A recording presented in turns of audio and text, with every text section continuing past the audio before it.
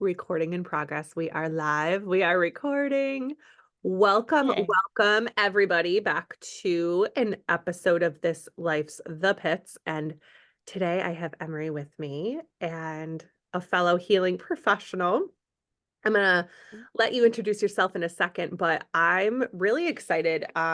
Some of you, especially those of you who've been with me for a while, Matt OGs, have noticed sort of this uptick in our community here. And I have decided to bring on some social workers for Social Work Month and healing professionals for the month of March, especially, but really trying to bring on people that are in this field to share their wealth, knowledge, expertise, and just who they are with the world. And I'm so excited about this journey, about this segment of the podcast. And we're going to kick today off with you, Emery. So I'm going to hand it over because you are jack of all trades. I know we talked a while back and kind of we spent some time together just chatting about some of the cool, amazing things in your journey. And you had reached out, I don't even remember, a friend of a friend. Yeah, I saw your post about wanting people to come on, and we just through those connections connected.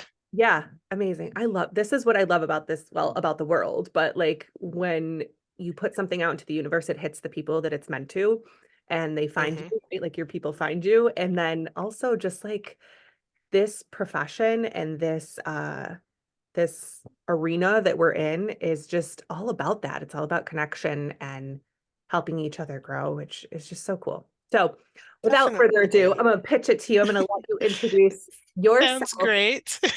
your title, and all the glorious things that you have your hands in. So, take it away. Awesome. Yeah, and I think you're right. I mean, helping professionals, we help so many people that it's so fun to connect with each other and then explore what we do. So I'm just so glad that you're doing this and that I got to come on and chat a bit. And yeah, so my name is Emery Michael, and I have been a creative arts therapist since so long ago, like 2007 is when I graduated. So it's been a while now, and it's been something that I love. And I came to it from an arts background. My background was in theater, specifically stage direction prior to that. So a very different, but still very creative world that has actually helped me every step of the way in what I've created today.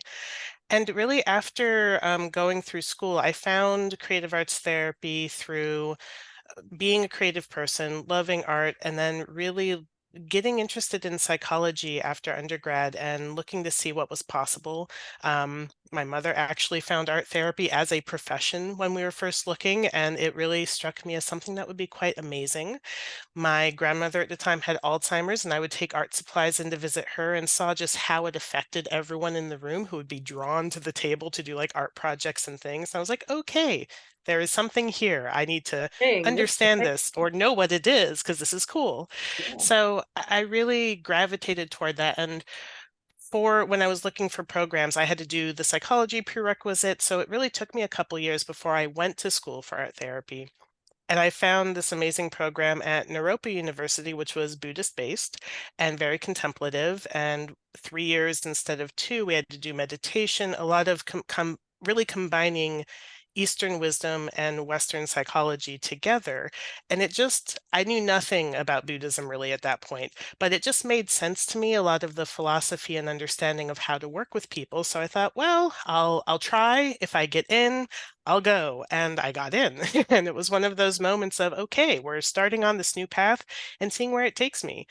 I loved everything I learned there. It was challenging in the most amazing ways and really was quite the balance for me at the time between my very, what I like to call East Coast analytical organized side, and then going to school in Boulder, Colorado with people who were very open and free in different ways that I had maybe experienced in the theater world, but in a whole different realm, and just learning about so many different ways of existing. So once I graduated, I decided to start working as a traveling art therapist with support from some supervisors at the time. Really just started my own work, finding ways to connect retirement homes, community centers to art therapy because they don't usually have access. And I knew that that was a group I wanted to work with. So I found a way to develop sort of my own business model and literally drove all over the Washington, D.C., Maryland, Virginia area, going to places once or twice a week, and sort of found an amazing joy in that. And also my creativity in both my how to be a manager, skilled sort of entrepreneur, and create something that really helped people. So that was sort of a neat start to my adventures into all of this. And now so I live in New York City now. I'm in Brooklyn and have had a group practice since 2015. I have therapists from all different creative arts therapy modalities. So I have had dance movement therapists, drama therapists, art therapists, and really have found a way to bring the contemplative approach to creative arts therapy and psychotherapy into New York City. And it's something that a lot of people have felt they needed and loved. And I've found clients over the years that have really gravitated towards that instead of some of the more cognitive behavioral or analytical approaches. And it's nice to be one of those people just balancing things because I think all these approaches are useful, but to bring that contemplative piece just adds another sort of really facet to all the possibilities that people tend to search for when they're trying to find the right fit for them. So I started that in 2015, have my group practice, which is called Water and Stone. And then more recently, in the past few years, started my second company called Firefly and Phoenix, which is more about supporting therapists and people who want to find their own adventure, start their own practice, create their own way of working in the world, and need a support. I mean, I was lucky I had some great mentors, I had people I could talk to about it, but there was a lot I had to really figure out on my own because there aren't a lot of things out there saying, here's how you do it, and here are some options. And similar to why you have this podcast, and it's wonderful so many people can share their story, I wanted to be sort of one of those people that could support those trying to strike out on their own and finding their story and how this could work. So I've really sort of cultivated these two wonderful companies. I do everything from see clients to run workshops for therapists to do programs so people can feel supported on their private practice journey. I have a few therapists who work for me now. Everything changed during the pandemic, so we're now mostly virtual, but slowly coming back into in-person. Pre-pandemic, we had 3 offices in Brooklyn and Manhattan, and I had 12 therapists at one point who were working for me. So there's been all these amazing ups and downs, and I've loved every step of it and just love finding the new ways to put things out there and to be adventurous and see what can happen. I love it. As you're talking, first of all, I love the names of your companies. So Water and Stone, right, is the Mhm. sort of the foundation of this like healing, right? Yes. Just nature, just being creative, it's just really cool image. So I love that name and I love that Mhm. it represents just that therapeutic piece. Um Mhm. and like as you're just I don't know why, I get like really into those details, right? Like that like water and stone, like being able to like be strong, but then be able to just wash it away, right? Like this is what Mhm. which is such a cool representation of what your journey has been. And then also you said it was Firefly and Phoenix, right? Is the Yep. company of like launching and growing and emerging like as a professional. So cool. Like I love that. I love that. So amazing. Yeah, and those names, they came about so wonderfully, almost accidentally and organically that it just all works so well.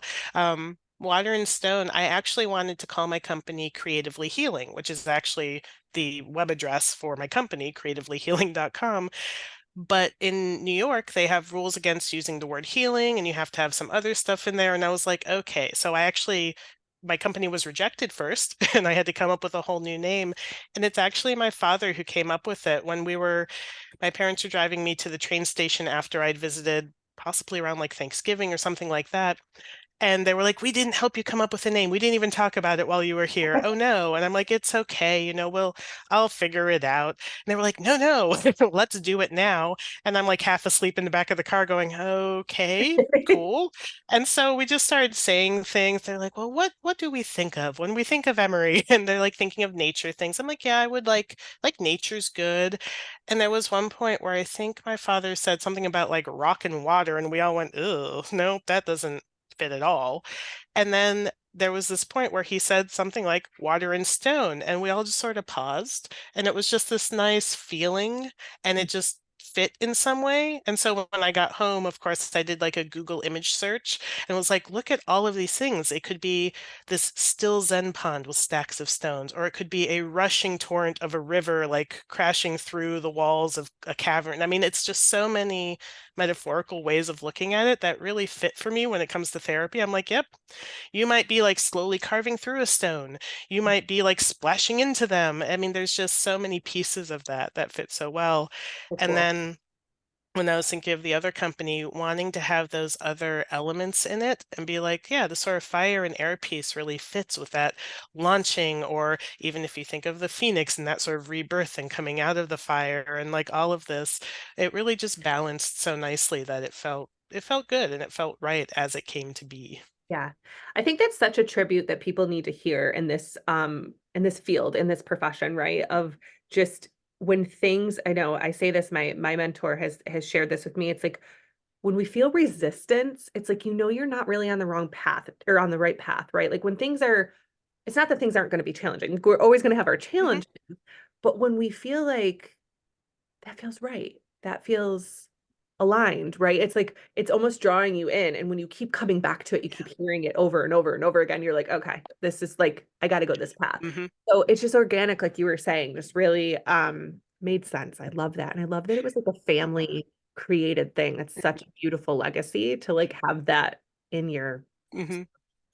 heart. Yeah, I love that. And I also love that it came out of rejection at first, where it was like, oh, they didn't take what I actually wanted, but it's turned into this amazing thing that fits so much better than Yeah. I ever could have imagined. So It was having your sort of the family support around it and that, yeah, it made sense. I love the saying too, like rejection is God's protection, right? So it's like when Hmm. you get rejected, there's a reason and it's okay. Like it might Yep. not feel good in the moment. I know my original name was rejected too when I put together for like Hmm. my PLLC, and we're both in New York. So like Yes. they're such sticklers, right? Which I do want to talk about because I think a lot of folks that Yeah. I work with or gravitate towards me, they're in New York. So I think maybe that's something we can touch upon a little bit. Um, Hmm. in just kind of transitioning to sort of this up and down within New York, like how, because there's so many rules and regulations, right? So um, how were you able to navigate that from the name to all these things that you've had to hurdles, right? So many wonderful hurdles, and New York really likes to challenge you to get to where you're going. They do that well. It's interesting because I have, since I went to school in Colorado, and then I came back and was in the DC area, which is really has been my home base most of my life, on and off. I've experienced so many other places that it was really quite a shock when I first came to New York to go, what is going on? Why are there so many regulations in so many very specific ways? And not all of them like really feel like they make total sense to me, but okay, let me figure this system out and see how I can work within it. And I really struggled with that for the first couple years I was here. I also went through a divorce in the first couple years I was here, so there was like a whole multiple layers of struggle going on in trying to figure out how do I take that next step. Yeah. And like you were saying with the resistance, it was okay, I'm having to work towards something, and this is actually helping me clarify what is that something because I wasn't sure for a while. And so I struggled at first to get my license because the state didn't want to accept many of the hours I'd already done elsewhere and all of that. So I had to really negotiate through that process. And then once I had my license, I was suddenly divorced and had to figure out where am I going? What am I doing? And I had the most wonderful friend from grad school who was living in Brooklyn and had been in Brooklyn since we graduated like years ago. And she said, you could come live here. We could find a place. And I thought, wow, that's not something that was even on my radar. And through some convincing on her part, telling me, no, no, it will be fun. I said, when else am I going to have a chance to live with a good friend in Brooklyn and just be that close to New York City? And I had never been a city girl. I'd always been like, I loved living out in the country or in the suburbs. And I moved in with her, and it really was probably the best decision I've ever made in terms of that next step, because it was the place I needed to land to like reground myself, to figure out what are these next steps now that I have my license, how am I using this, what am I going to do? And at the same time, I got my first teaching job in a graduate program. And also, so things were starting to expand after sort of these 2 years of struggle. And it was amazing through all of that to learn the New York system, to realize where are these boundaries, and that a good number of them did not work for me in terms of how it would mean I would work in an agency. So, sort of calling in all the experience I'd had with becoming a traveling art therapist and all this other stuff, I thought, I need to start my own thing at some point, and I'm not sure what that looks like yet. So, I gave myself some time. I worked in a hospice program as a volunteer coordinator. I had art therapy interns from the graduate program while I was there. I met interesting people. I loved the teaching part of it. Like, I started having experiences that started forming that. And while I was doing that, I was learning more about all these regulations and what can and can't happen and what counts for what and all these different things. And Mhm. it really sort of interested me. Um, I've always loved puzzles, and my family is very into board games and puzzles and all of these things. So I feel like my mind was primed to figure things out, Mm. which helped tremendously. And a lot of people's minds aren't primed in that same way. And so there's a lot of challenge living in New York especially as a creative arts therapist, but as a helping professional in general. So as I learned it, it made me realize I really did want my own practice, that I wanted to be able to work both within the system, but also outside of it so that I could do what I actually wanted to do.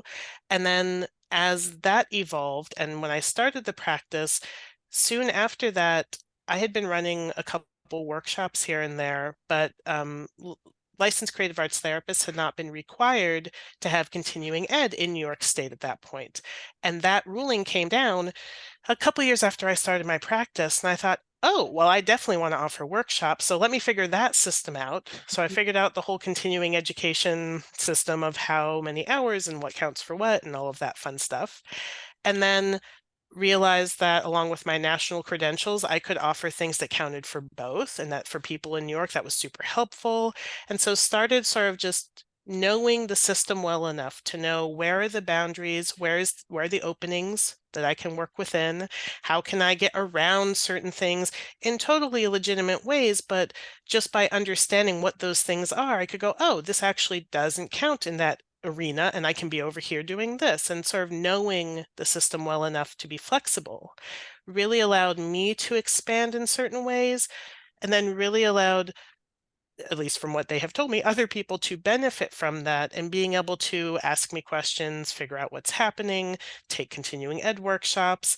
And it's grown to this point where I get a lot of emails from different people I mentor or different people I'm helping saying, okay, I know I need this many CEUs in this state, but what about the ones I need for the national credentials and how does this work? And I happen to know all of that for the most part. Yeah. So knowing all these systems is something, pretty sure I got from my father, just genetically speaking, but is something that I know I'm good at and have really found a way to support the work I want to be doing both with clients but also with therapists in Mhm. really amazing ways.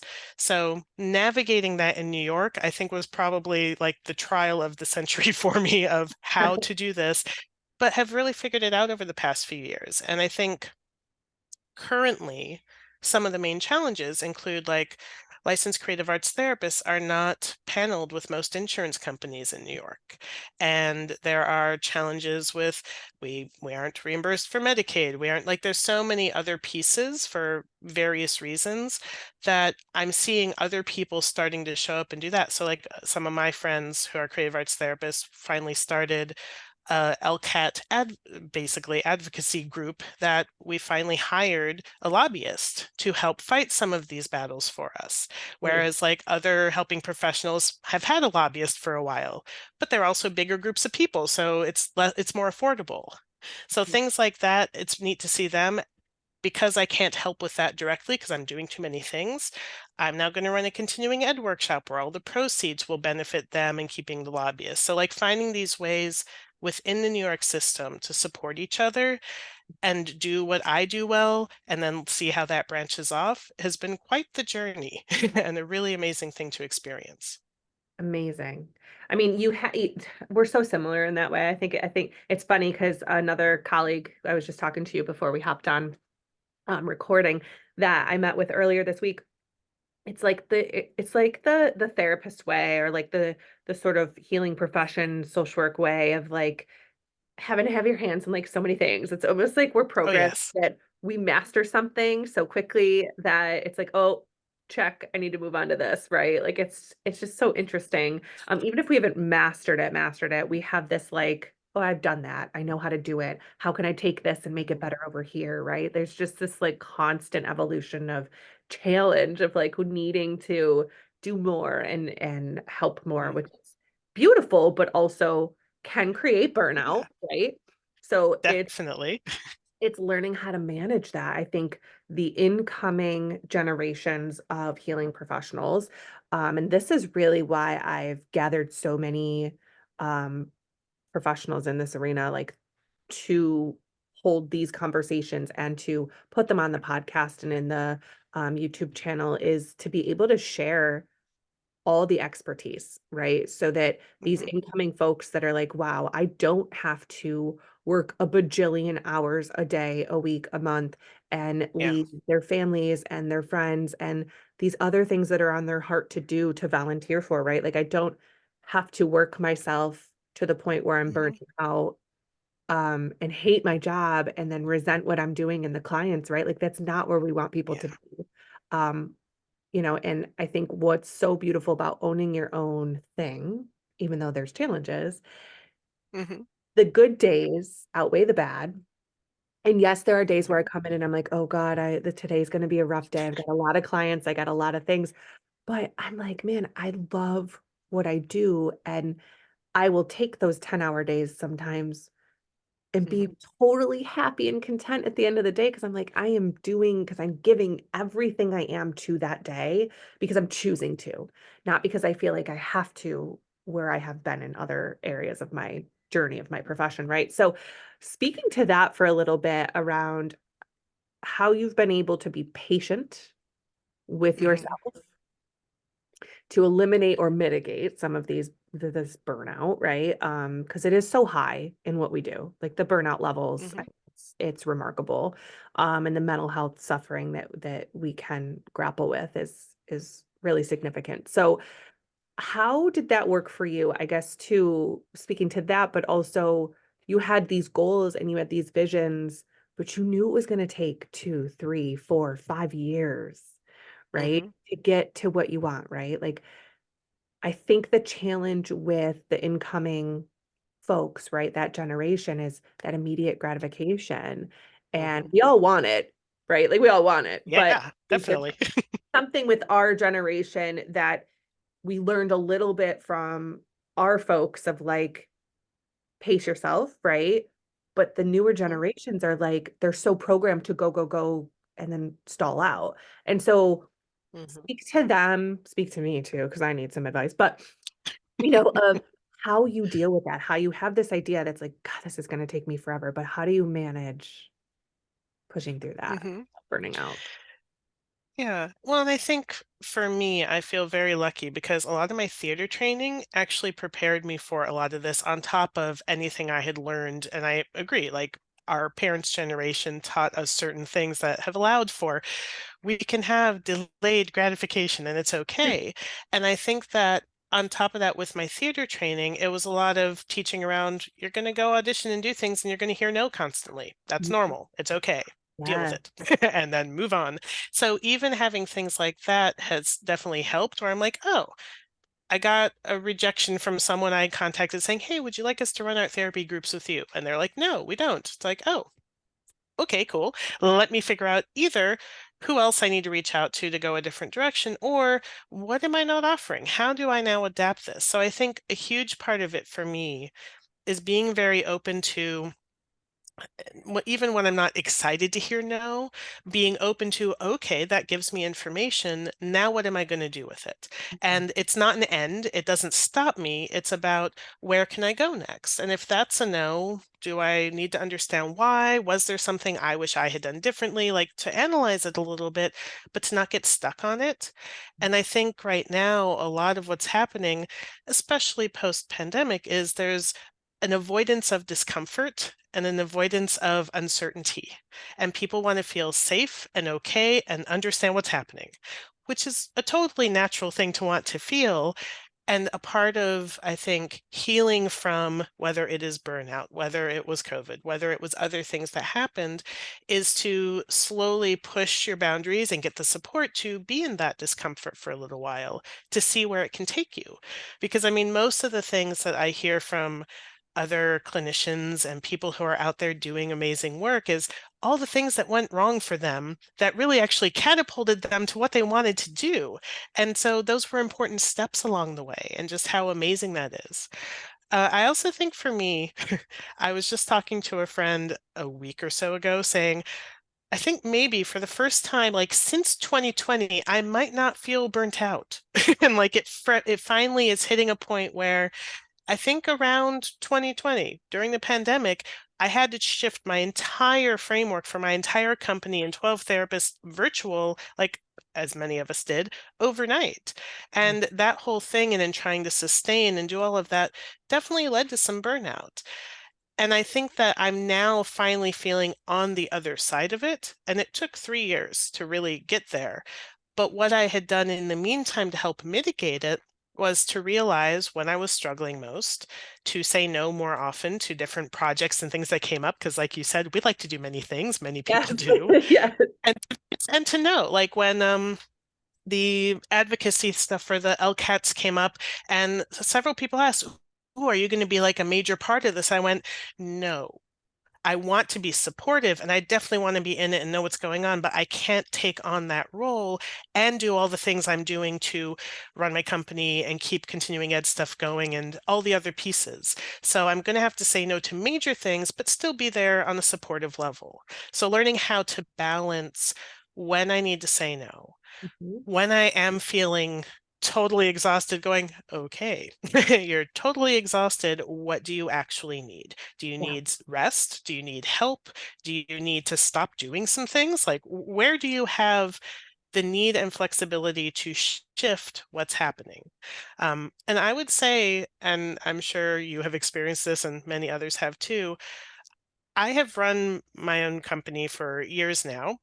I love being in charge. I love being able to make great decisions. I have also learned the value of not doing it alone and to know when I need someone else to be doing something. And I've gone through many renditions over the years, but this past summer when I was like, okay, I am doing too much and I'm not seeing as many places I can say no or stop doing it. I finally found a great virtual assistant who understood my world and came as a suggestion from another private practice where I knew the person running it, and has really changed the ability for me to exist and to do the things I actually want to. Yeah. And when it first started, basically, I was like, I don't know what I'm giving you. Like, I don't know how to turn some of these things over to you. You Yeah. might have to help me. And she did. She was like, you know, that thing, we want to send this letter out to these people. I'm like, yes. I'm like, I can write the letter, get it to you. She's like, or I can write the letter and you can look it over and tell me if you want any changes. And I went, yes, that would be even better. So finding those moments where Yeah. it's not me having to do it all and recognizing when I'm hitting a wall, when I'm totally exhausted, whatever is happening, to decide what do I need in this moment and then to get it and to make sure that I'm not just like pushing so hard that I can't do more. Yeah. Amazing. Yeah, I think, it's such a hard balance, right? Because when you go out on your own, for Mhm. those folks that might be their trajectory at some point, right? It's like, yeah, you need the help, but there's this balance of sustainability and getting the help to Hmm. stay, right? So there's this kind of like, and I know I did this, right? And I know you did this too. You just to speak to it more Yeah. in maybe like layman's terms, right? We Hmm. both were working for somebody else while we were building, right? And so it's not this, you come out of undergrad or graduate school, right? And it's like, I got my degree, I know what I'm doing, I'm going to get my license, I'm going to do this, and I'm going to hit the ground running. That's beautiful because that's Hmm. the energy that we all come out of grad school with. We're all like, Yeah. I'm going to save the world. I'm going to do this. Like, we get so excited. And I remember, and I still have those moments now, which leads me to believe that I know I'm right where I need to be. But it's this Yeah. whole idea that you kind of got to pay your dues, right? You got to kind of roll in Hmm. the muck to be able to get yourself to the point where you are able to hire an assistant, where you are able to reflect and pull in other Hmm. expertise that you've networked with, right? So just speaking to that, because I know as I was building, right? And of course, I went out completely on my own in 2020. So it was like my Hmm. business exploded in 2020, and that allowed me. Yeah. I think I had a level of burnout different to yours, right? But it Yes. was like I was working, I was supervising full time, working another part time job, and building my business. And all of a sudden, this exploded. And my husband's like, what are we doing? How, are you going to work 80 hours a week for the rest of your life? Like, what are we doing here? Right.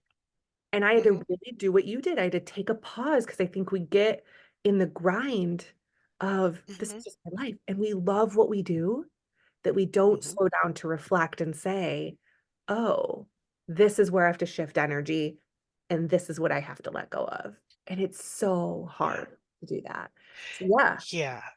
It's not easy. And I think that's the piece that a lot of people coming into are like, so how do I do it? And there isn't actually an answer because you have to go through it to figure out for you, what does that mean doing it?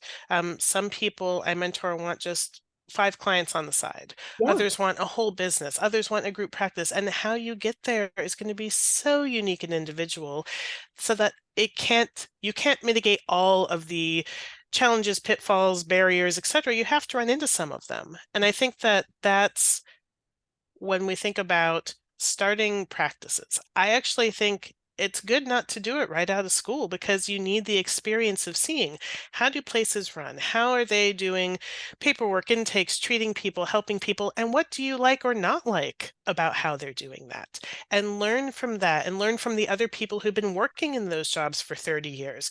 What have they seen over that amount of time? Because if you strike out on your own right away, you lose the community and the learning that can happen for at least a couple years after that. And I think that with both New York and also anywhere that has certain requirements post graduation, it actually sort of stalls the private practice people because you in New York have to work for at least usually about 2 years to get your hours for your license at an approved site in a way that Mhm. fits their model of Yeah. what this looks like. And I think there are challenges with that, of course. And I try to sort of prep any of the graduate students I work with to say some of it's going to suck. Some of it's going to feel horrible. You're probably going to have more clients than you want, and you're going to feel like a case manager sometimes. And that's okay. So learn from it. What can you learn? What do you not like about it? And what would you change? Like, how can you prime yourself for during these 2 years? I'll learn what I can and also realize it might burn me out some.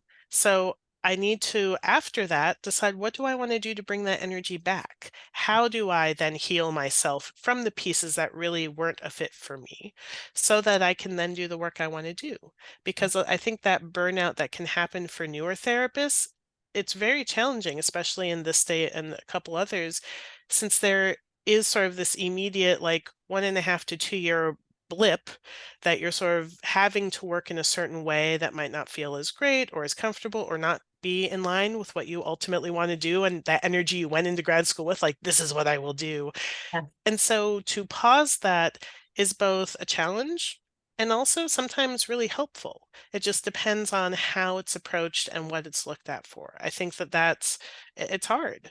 And that's a part of where I think learning that patience of, I'm not going to do this forever, but doing it for a year or two is not the end of the world, is not the end of my dreams as a therapist. And I try to say, if you're going to be a therapist for 40 years, two of Right. those years spent doing this, not a big deal. And yes, we don't know what's going to happen, but this could give you some really important context, information, ideas that will lead you to those dreams.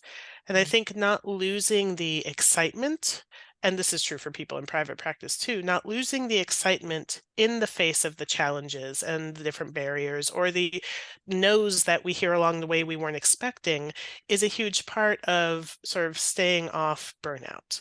The burnout comes when we start to feel hopeless or don't know how to get the support or don't know how to can't see our dream anymore or can't see that piece that really energized us. So to keep cultivating that, even if it's in small ways while you're doing something else, to me is really, really important. Yeah, this balance. And it's interesting because I tell people like balance is a facade. It's not real. It's never Hmm. going to be real. We're always balancing. Like if you think of a gymnast, Yes. right? Like they're never fully still. They're always Hmm. moving and balancing. And that's just the trick of it is learning how to shift your weight, shift your energy to the side that needs a little bit more. So how do you do that now? So for you, what are Hmm. the things you do? Like, I love this question, and I think it's Yeah. hokey, but it's something I used to ask a lot of people when I was interviewing, when I used to like Yep. be a supervisor and hire people. I would always Hmm. be like, what do you do for self-care? Like, what's your thing? Because it does speak to who the individual is like on their own time and how they do create boundaries for themselves, right? So Hmm. for you, like how do you set boundaries? What are the things you specifically do? I mean, you're an art Hmm. therapist by trade, so like you probably love doing art, but there's probably a particular way you do I it. love doing art when I make time for it. That part is true. And sometimes, and I think that it's a really good question because the art is still so fulfilling and wonderful. I think for the first few years out of school, it wasn't because I was trying to remember who I was as an artist, not just as an art therapist, but that has come back over the years. So art and that kind of expression definitely always important to me. I do not like I have lived in the apartment I live in now for I think 9 months, maybe 10 months. And because it's taken time to unpack and do things, the art hasn't been happening as much. So that's one piece where in my mind, I'm like, need to get back to it. That actually helps. Make sure you get back to it. And for me, since that is such a core piece of my work, having other things that are not art based has been really important. And I'm very lucky. I met he's a wonderful friend now, and he's a social worker as well, so understands Awesome. the world of helping professionals. And he actually introduced me in 2019 is when I met him. He introduced me to Olympic weightlifting, which is all with the barbell, heavy lifting, really cool stuff. When you see them like flinging barbells over their Yeah. heads, that's one thing I've learned how to do. So Olympic weightlifting, and So that's badass. amazing. I And then love it.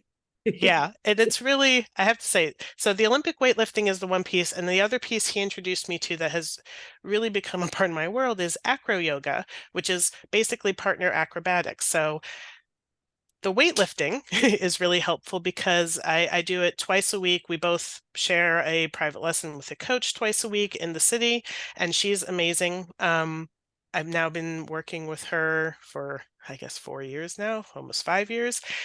And the wonderful thing about that is I can't overthink. If I overthink, it doesn't go well. I need to actually just be very grounded in my body, trust some of the motions and the things I've learned. And as I've gotten older, because I am in my 40s now, as I've gotten older, it also really keeps me connected to the interconnectedness of myself physically in a way that I don't think I would have otherwise. And it's also really amazing to get heavy weight over your head and be standing there going, feeling it pressing you into the ground and you having to remain very solid and very like confident in what you're about to do with that weight because it's not light. So all those things have been very grounding. The acro yoga, the partner acrobatic part has been fun because I think For me, it introduced me to a new community. And it also introduced me to this way of working with people that was so physical, but still as supportive as therapy is. Because I tend to be a base. So I do a lot of L basing, which means I lie on the ground with my feet in the air, basically, and someone else I'm helping balance on top of my feet. And so whether they Oh, are lying on them and we're twisting around to different positions, whether we're going for them standing on my feet, like there's so many different things you can go through. And then the flows that can happen where you're moving from a side to the back to the front and around, and they're twisting in different ways. We have to work together. We have to stay balanced and aligned in order for it to work. And as soon as something is off, the person comes off and is standing there going, well, that didn't work. Let's try again. And so just the work with someone can be so enjoyable to just figure it out together. How do we balance you in space with my feet supporting you and us like holding our hands together at this point so that you can twist this way? The amazing just collaboration that happens with that, and then also the physical strength it takes to manipulate someone in the air has been really a nice offset to all of this. And it's something that I think being that embodied in the weightlifting and the acro yoga, and in the weightlifting being so having to be in myself and also cognizant of not letting my brain overdo it. Like I overthink sometimes and just it doesn't happen. To be so in my body, just personally doing something, and then the acro yoga where it's working with another person in such an embodied way has been sort of that somatic side of support for me in balancing existing and holding a space for another person in therapy. And yeah, I think that that's really been the balance for me lately.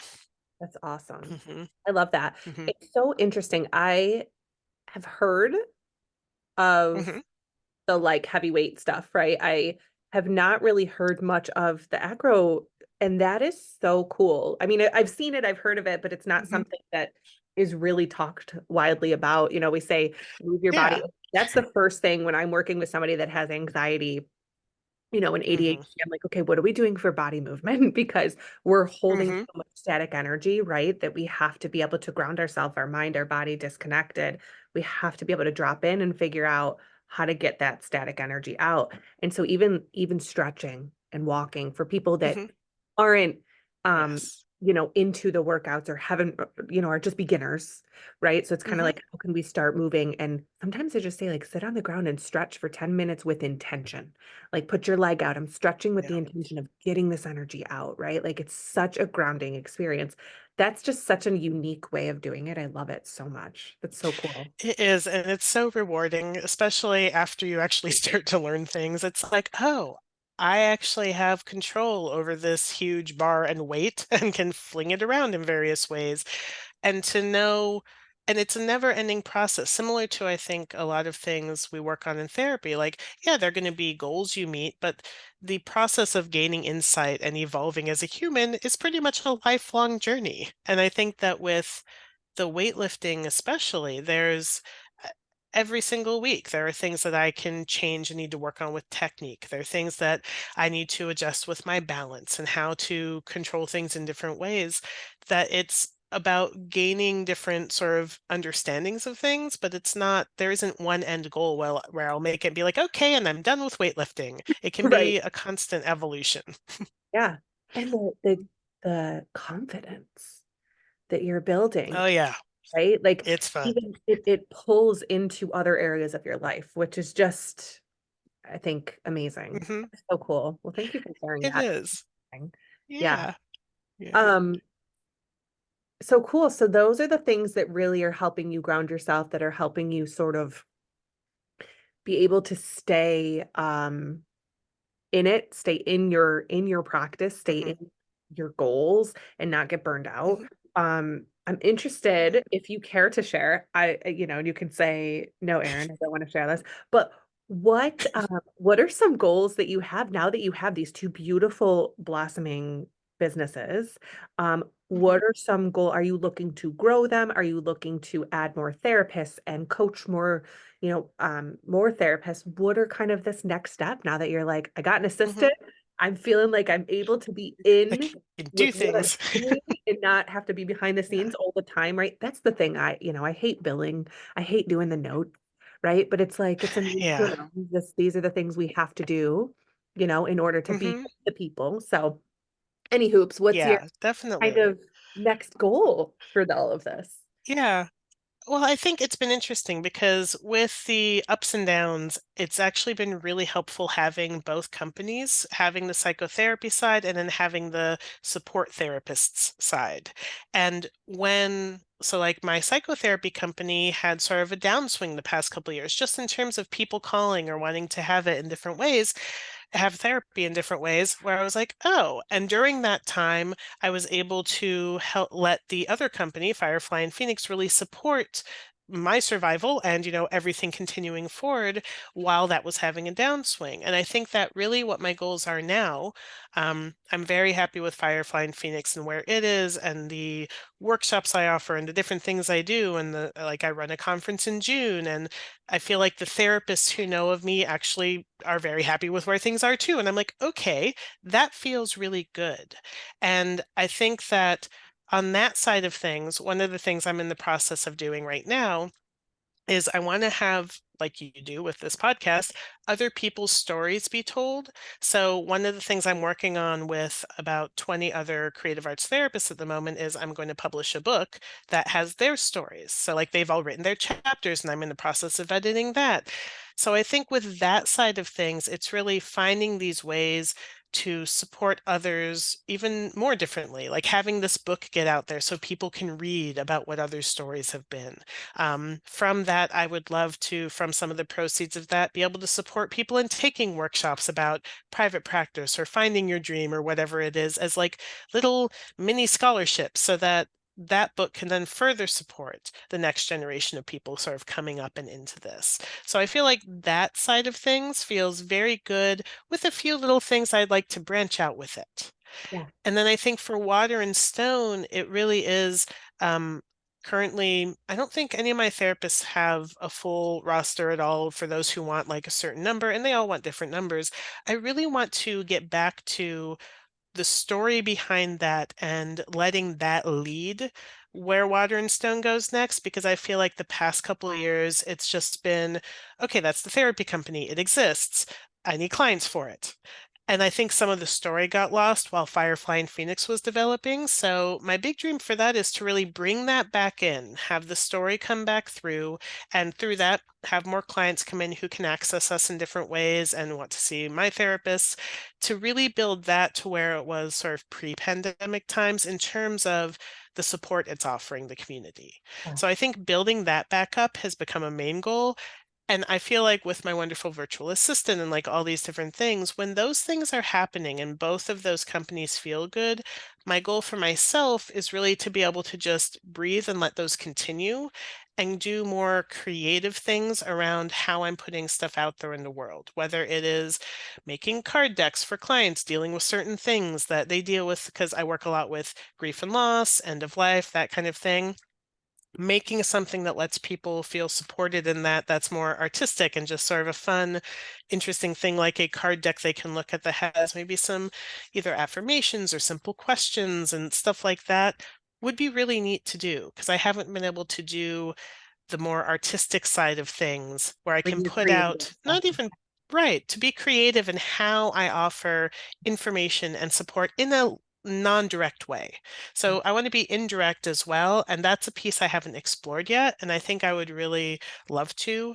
I've always loved creating things, whether it is workbooks or books or cards or different stuff. So I think letting myself explore that artistic piece would be really fun and creative once these two sort of settle. And I see that happening over the next like 6 months, that these two businesses will both feel like they're in a really good place. My virtual assistant will be in a good place to like do a lot of the pieces so I can have the time to really go, okay, I now can take the month of July to create some interesting things that will help people have in their homes that they can look at and respond to and have journal prompts and all this other stuff that they can enjoy. So I think for me, it's letting those get to that place, getting this book out there and being like, now I get to be artistic in all these great ways that I've sort of put off for a while. So cool. So cool. We're the same. We've all these crazy Yeah, it wild seems like it. ideas, right? Like all these like the audacity that we have to like who do we think we No, we're just gonna are, do it right? all. We're like, who are we? I know people are always Yeah. like, what is wrong with you, Erin? Like, you are doing too much. And I'm like, yeah, but I love it. Like, Yes. just I give me know, the it's so challenge. fun. It feels I so rich and wonderful. Oh, I know. It's like, give me the challenge. I'm going to make it happen. So, what I would love to Yes. do in the future, and I've done this for a few other folks, I know I have a lot of friends that have written books, and it's so exciting. Yeah. Um, I'm in the midst of writing one, so that's really exciting. Yay. I haven't really like broadcasted it because I'm still in like baby stages, right? You got to write. Okay. That's It takes time. It does. and Mm-hmm. like you sit down and you're like, yeah, today's not the day that I can write. And then all of a sudden you wake up at Mm-hmm. 3 a.m. and you're like, it's just And now, like, thanks, universe, for the download when I'm trying to sleep. But here we are. So yes. yeah, it's very cool. Yes. It's a beautiful journey to do the writing because it's really for you that then that whole Mm-hmm. process like resonates for who it needs to, right? And it's always like it's just always a Yes. journey, but I love it. Well, So no, it's amazing, and it is something. So I'm self-publishing this book with all these people being a part of it because I did write a book during my divorce in 2013 that was about how to be a traveling therapist and what to do and the marketing side and all of this. And it came out of such a place of need for me to have a focus and a thing to work on. And it's existed. And like one of the people writing a chapter in this book said, this is full circle for me because soon after I graduated, I read your book that you published in 2013 that you actually had published. And now I get to be a part of this book. And I was like, so wow, cool. that's just cool. It's so So yes, these cool. need to be out there. Yes, yes, 100. Yeah. You just don't know. Like you have no idea No, where it's you going to don't. hit. It could be 100 years Exactly. from now, right? And it's just like Hmm. you just don't know, which is just so cool. And if you had never done Yes. that, that person may have never taken the journey themselves. Like it's so See, cool. so many things. I love it. Yes. And I know I interrupted you. What were you saying? No, I was going to say, so when you start to get closer to that being launched out into the world, into the wild, I Hmm. would love to have you back on and talk about Yeah. these humans that are breaking barriers that are writing within, because like if you didn't offer this, they wouldn't be Hmm. publishers, they wouldn't be writers, right? Like, Yes. so what an amazing opportunity for you to compile that and like really take your expertise and pull people along with it, right? So I would Yeah, love to have you back. I've done definitely. episodes with a few other friends who have launched their book and like blast you all over social of like, go get it. Hmm. So keep me posted. That Um, would be awesome. yeah, I just had a friend who we've met through mutual people and we've become friends and she's in the midst, her book should hopefully be out there soon. She's almost at the like finish line Yay. of getting it out. And I interviewed her probably about a month ago. Her story's remarkable. Listen to the podcast. I'll send you a message about which one it is. I definitely will. Her story is remarkable and it's exciting and I can't wait to like blast her when it comes out. I would love to do that for you. I've done some of these things. It's just I read her book, like she sent me the manuscript and I'm like, "Oh my God, I'm like Yay. so good." So I can't wait to hear all of yours and have you Yeah, on again in the future when that happens because I just think like I think it's cool that we somehow the universe brought us together. So I'm excited where our journey goes, definitely. how we continue to Hmm. connect and root for each other. You know, very different humans, very different, Hmm. powerful women owning businesses and doing very similar things, but yet in our own way. So I love it. Yeah, So cool. definitely. No, no, Thank I would you. love that.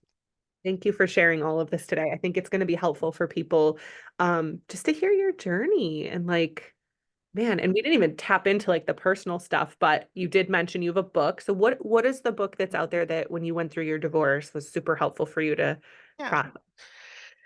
So that book is called The Art of Business. And I'm going to I made the title really long because I argued with them about how I wanted it worded. So it was basically The Art of Business, a guide for therapists starting on their journey to self-employment, something like that, but it's on Amazon and several other places. It has a wonderful purple cover and like a picture with a mountain and a path that a client actually had made that I got permission from their family to have that as the cover. Beautiful. And yeah, it's really focused on what I learned as a traveling art therapist and the ethics behind it, the marketing piece, like how do you do marketing really in an organic marketing kind of way? Because that was before a lot of social media and things were so huge. And it has chapter that my two interns who traveled around with me from George Washington University, they traveled with me. And so over 2 years, I had two interns. They wrote a little bit in the book as well, so they could share their experience. And yeah, Cool. I just share a lot about a different way of doing things. And then, yeah, I can't wait for this book has been the one I'm coming up with has been sort of a dream because it's really so many other people's stories. So I can't wait to share more about that one when it's here. But yes, that first book is great for marketing ideas and how to get yourself out there and connect with organizations in the community. Amazing. So I will put that information in. I'm going to find that and I'm going to put that information in the show notes so people can have access to that are looking for something. I love Hmm. reading, so I might pick that up as Yeah, well. Um, great. Very cool. And so, yeah, it sounds like so much healing in your own personal journey that has allowed you to take that energy to help others. It's so cool. Definitely. Love it. Definitely. I Yeah, love it. we'll talk about it again another time. Yeah. And we'll bring you back on and we can share the book and we can talk dive in a little bit more about personal stuff as we Mhm. get to know each other too, as we like root for each other and see each other grow. Um, Yeah. but where can people find you? Social Yeah. media and your website and all that jazz. Yep. So for the therapy side of things, the best place, our website is creativelyhealing.com. Creatively is a fun word for everyone to spell, but you will find it. So creativelyhealing.com. That's where you can find Water and Stone and information on the different therapists and psychotherapy things that we offer. And then the Instagram for Water and Stone is WS_creative arts therapy. I post a lot right now. I have been horrible about being on it myself and having like videos, but that will be changing soon because my wonderful virtual assistant is making me. Uh, But that has a lot of really great information about therapy and what we're offering and things like that. And then the Firefly and Phoenix side is just fireflyandphoenix.com.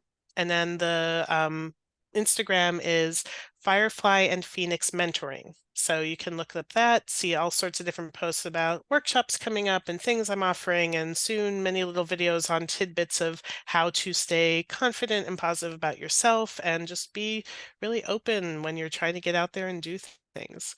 So anywhere that you look for those, you're also, I mean, everyone is welcome to email me either through the websites. My email is emery.michael@creativelyhealing.com.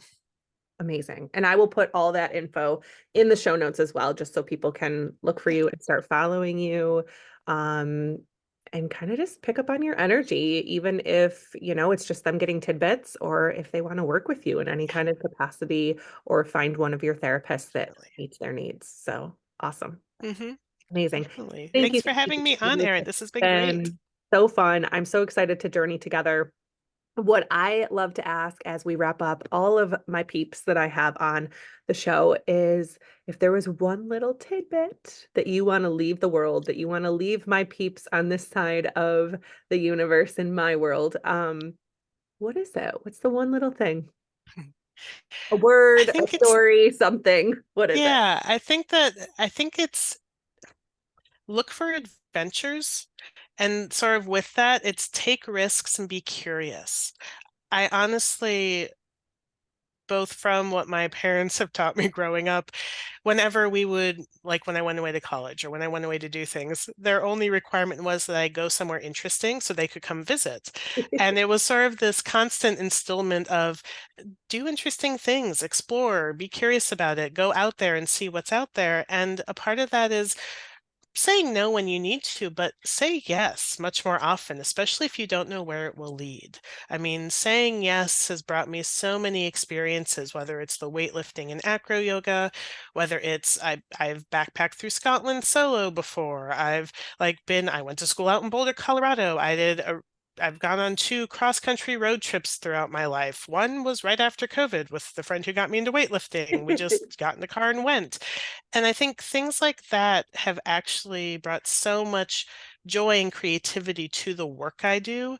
So just to really look for the adventures and be curious about what's possible. That would be my little tidbit. I think that's so good. That's so good. Get curious, look for adventure. I feel like that is what makes probably one of the top probably, I don't know if it's skill sets or just personality styles that makes really good therapists is that we're curious. We're Hmm. not trying to fix people. We're not trying to make it better. We're just get curious about what's going on in their Yeah, world and how to help them see it, which is so cool. Yeah. I love exactly. And if you're curious, failure isn't going to be a problem. You'd be like, "Ooh, that didn't work. What can I do now? How do I change it?" So, curiosity, key word there. Yeah, amazing. Well, thank you for this. We're going to wrap there. For those of you that are interested to tap into Emery's world, please reach out or just start following and see what you get. And we'll be back at some point. So thanks, guys, for being here. And of course, as I say after every episode, is to go set the world on fire. So love you guys.